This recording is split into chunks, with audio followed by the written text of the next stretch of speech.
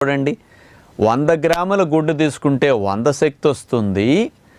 100 గ్రాముల గింజలు తీసుకుంటే ఏవైనా కానీ 350 శక్తి ఉంటుంది. అంటే 3 టైమ్స్ బలం ఎక్కువ గింజలు. కానీ వాటిని మొలకట్టి తిన్నప్పుడు కొంచెం పోషకాలు పెరుగుతాయి, క్యాలరీస్ పెరుగుతాయి, అన్ని లాభాలు పెరుగుతాయి. కానీ మీరు బిడ్డలు అట్లాంటివి తినట్లేదు, మీకు ఇష్టం లేదు.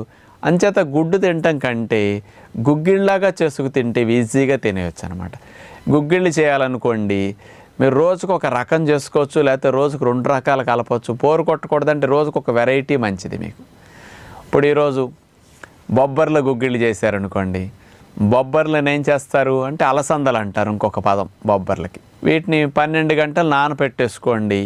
మనకి నైట్ నానబెడితే ఉదయానికి నానుతాయి. ఈ నానపెట్టిన గింజల్ని కాస్త ఉడకపెట్టండి, కుక్కర్లో ఉడకపెట్టేసుకోండి. మామూలుగా మెత్తగా గుగ్గిళ్ళు అంటే మెత్తగా ఉంటాయి కదా,